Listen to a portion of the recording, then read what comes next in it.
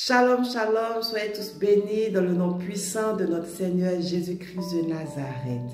La semaine dernière, j'avais fait une vidéo qui avait pour thème comment prier pour sa maison. Aujourd'hui, je vais encore approfondir ce sujet.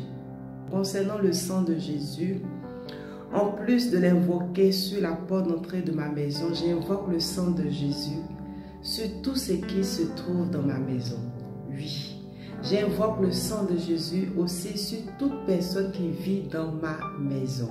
Je prie en ce thème, Seigneur Jésus, j'invoque ton sang sur l'âme, sur l'esprit, sur le corps, sur la vie de toute personne qui vit dans ma maison.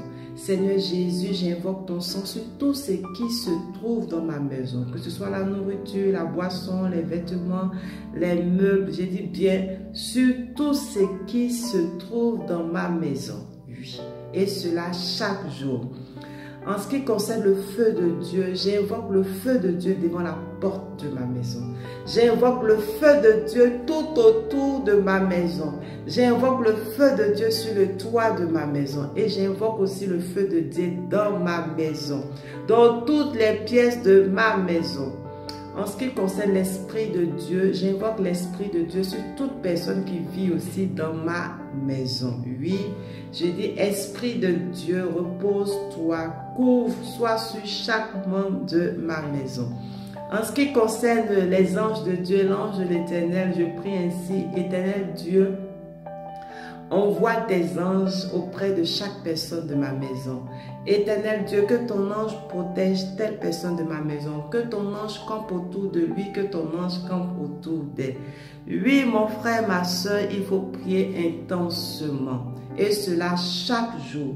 Chaque jour, tu dois prier pour ta maison. Parce que comme je le disais dans ma vidéo précédente, l'ennemi veut entrer dans les maisons pour détruire ces maisons, pour détruire les occupants de la maison. Et toi, en tant qu'enfant de Dieu, tu dois prier chaque jour. Chaque jour, tu dois invoquer le sang de Jésus sur la porte d'entrée de ta maison. Tu dois invoquer le sang de Jésus sur tous les occupants de ta maison. Toi, ton conjoint, tes enfants, tous ceux qui vivent dans ta maison. Et cela chaque jour. Seigneur Jésus, j'invoque ton sang sur le corps, sur l'âme, sur l'esprit de mon enfant. J'invoque ton sang sur l'âme, le corps, l'esprit de X, d'Y. Tu dois le faire chaque jour. Seigneur Jésus, j'invoque ton sang dans ma maison, sur les murs, sur les portes, sur les fenêtres, sur les meubles, la nourriture, la boisson, les vêtements, les appareils, sur tout ce qui se trouve dans ma maison, sur le plafond, sur le sol. Tu dois invoquer le sang puissant de notre Seigneur Jésus pour protéger ta maison. Parce que malheureusement, dans nos maisons, beaucoup de choses se passent. Donc, constamment, tu dois invoquer le sang de Jésus pour sanctifier ta maison, pour protéger ta maison. Je ferai une autre vidéo pour dire comment l'ennemi peut entrer dans nos maisons. C'est vrai par des personnes physiques, mais par la télé, par les discussions, par les crises de disputes, de colère, par plein de choses.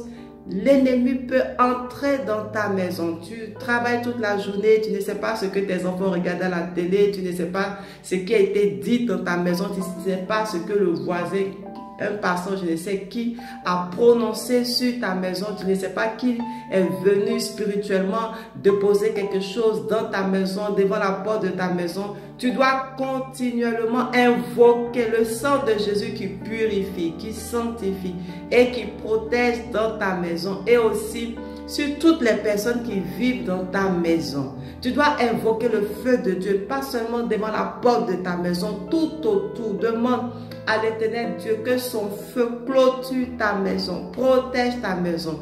Tu dois aussi invoquer le feu de Dieu autour de chaque membre de ta maison, nuit et jour. Est-ce que quand tu es entouré du feu, là, Satan peut venir te toucher? Il ne peut pas.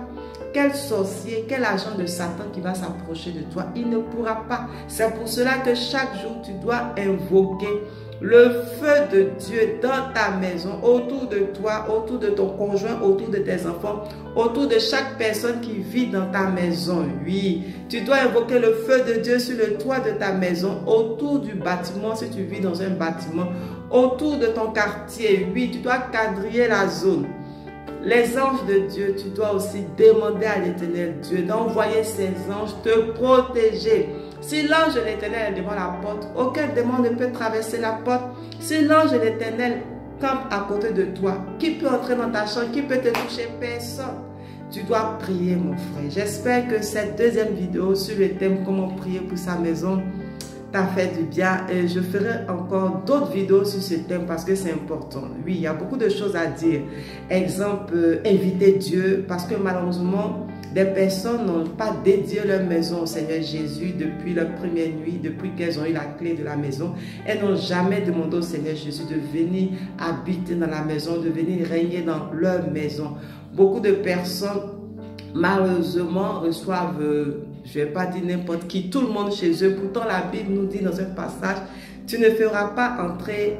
Dieu a cité toute une liste de personnes qui ne doivent pas entrer dans nos maisons. Comme je disais aussi, malheureusement, il y a des maisons, on regarde n'importe quoi à la télé, n'importe quel film, clip, il y a des choses, ça pollue l'atmosphère. C'est une porte d'entrée à l'ennemi dans ta maison. Donc, en tant que parent, tu dois être strict sur tout ce que tes enfants doivent regarder.